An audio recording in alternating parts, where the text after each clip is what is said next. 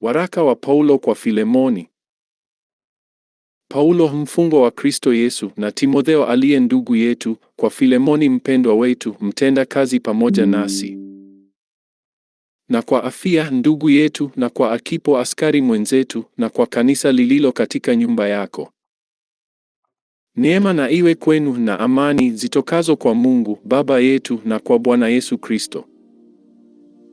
Namshukuru Mungu wangu siku zote nikikukumbuka katika maombi yangu, nikisikia habari za upendo wako na imani ulio nayo kwa Bwana Yesu na kwa watakatifu wote, ili kwamba ushirika wa imani yako ufanye kazi yake katika ujuzi wa kila kitu chema kilicho kwetu katika Kristo.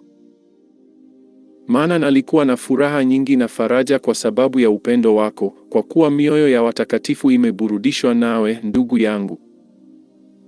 Kwa hiyo nijapokuwa nina ujasiri katika Kristo kukuagiza likupasalo, lakini kwa ajili ya upendo na kusihi, kwa kuwa ni kama nilivyo Paulo mzee na sasa mfungwa wa Kristo Yesu pia, na kusihi kwa ajili ya mtoto wangu niliyemzaa katika vifungo vyangu, yaani Onesimo, ambaye zamani alikuwa hakufai, bali sasa akufaa sana, wewe na mimi pia.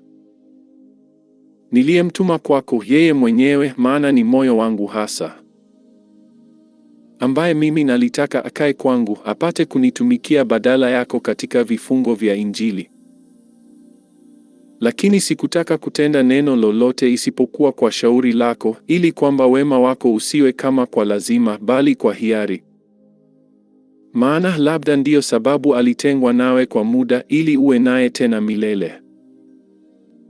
Tokea sasa si kama mtumwa, bali zaidi ya mtumwa, ndugu mpendwa, kwangu mimi sana na kwako wewe zaidi sana, katika mwili na katika Bwana. Basi kama ukiniona mimi kuwa mshirika nawe, mpokee huyu kama mimi mwenyewe. Na kama amekudhulumu au unamwia kitu, ukiandike hicho juu yangu. Mimi Paulo nimeandika kwa mkono wangu mwenyewe, mimi nitalipa. Sikuambii kwamba nakuwia hata nafsi yako. Naam, ndugu yangu, nipate faida kwako katika Bwana, uniburudishe moyo wangu katika Kristo. Kwa kuwa na kuamini kutii kwako, ndiyo maana nimekuandikia, nikijua ya kuwa utafanya zaidi ya hayo nisemayo. Na pamoja na hayo uniwekee tayari mahali pa kukaa, maana nataraji ya kwamba kwa maombi yenu mtajaliwa kunipata. Epafra aliyefungwa pamoja nami katika Kristo Yesu akusalimu. Na Marko na Aristarko na Dema na Luka watendao kazi pamoja nami.